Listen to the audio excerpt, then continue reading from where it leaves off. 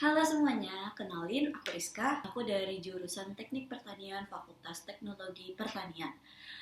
Aku di sini bakal ngejelasin persaingan antara AMD dengan Intel.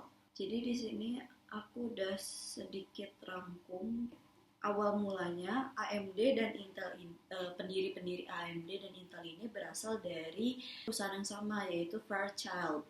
Mereka itu karyawan-karyawan Fairchild yang pada tahun 1968 itu keluar dan membangun Intel. Satu tahun kemudian, 1969, 8 karyawan keluar dari Fairchild untuk membangun AMD. Jadi waktu mereka masih berkembang, AMD sama Intel ini masih sama-sama dalam penguasa pasar tuh masih sama gitu. Jadi nggak yang beda-beda banget. ADM itu bekerja sama Intel. ADM mau bekerja sama AMD, tapi Intel ini mengeluarkan chip 386 yang membuat Intel ini makin naik dibandingkan dengan AMD.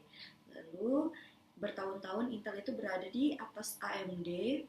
Intel ini kan selalu menguasai pasar, sedangkan AMD ini dia tetap menciptakan chip yang ramah anggaran. Lalu Apple itu collab sama Intel dan mengakibatkan Intel makin naik lah dibanding AMD. Kalau Intel ini itu dia bagus banget dalam perihal pemasaran, sedangkan AMD ini tetap dia bakal riset dan deep development. Jadi karena Intel ini nggak ada peningkatan dari tahun ke tahun, peningkatannya semakin sedikit dan mereka tidak ada perkembangan yang pesat, akhirnya Intel terjebak di biokrasi, jadi inovasinya itu melambat. Karyawannya pada pergi dan Intel dikuasai sama yang tidak punya visi di teknologi. Uh, Intel itu dikuasai oleh orang-orang yang hanya ingin mengambil keuntungan. Lalu perusahaan Apple meminta chip kepada Intel untuk membuatkan chip untuk HP-nya atau iPhone.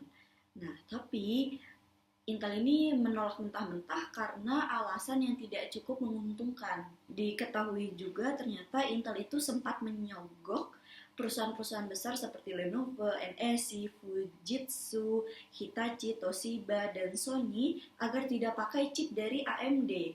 Pada tahun 2009 ketahuanlah Intel sempat menyogok sampai dengan 6 miliar US dollar.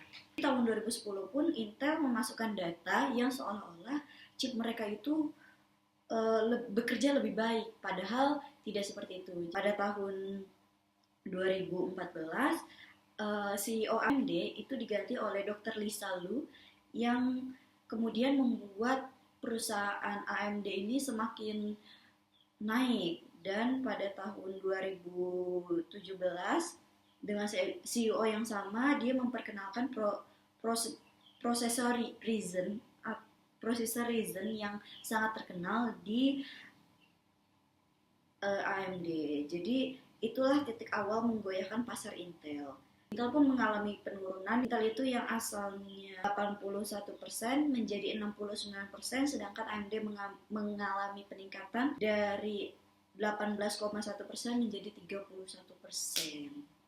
Karena Intel terlalu meremehkan AMD, di tahun yang sama pada tahun 2017 Apple mengeluh prosesor yang dibuat Intel itu sering bermasalah dan sering panas. Intel itu tidak serius menanganinya. Akhirnya pada tahun 2018 Apple meninggalkan Intel dan akan membuat chipnya sendiri.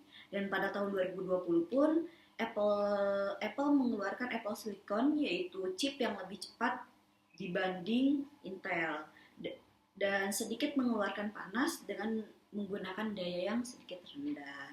Akhirnya masa terendah Intel adalah pada saat chip M1 berada di atas prosesor Intel Gen 11. Akhirnya Intel terkena pukulan telak dari AMD dan Apple. Seperti itu. Itu yang terakhir hanya pada tahun 2020 dan belum diselesaikan pada tahun sekarang. Dan coba kita dengar AI aja ya. Apakah kamu tahu tentang persaingan AMD dan Intel? Persaingan AMD dan Intel tuh seru banget. Dua-duanya terus berinovasi supaya prosesor mereka jadi yang paling cepat, paling efisien, dan paling cocok buat berbagai kebutuhan. Dulu Intel sempat jadi yang terdepan, tapi sekarang AMD udah berhasil mengejar ketertinggalan, bahkan di beberapa aspek sampai unggul. Oke, terima kasih. Jadi sekarang tahun 2024 itu AMD berhasil mengalahkan Intel. Begitu kira-kira. Segitu aja penjelasan persaingan Intel dan AMD dari saya. Terima kasih. Wassalamualaikum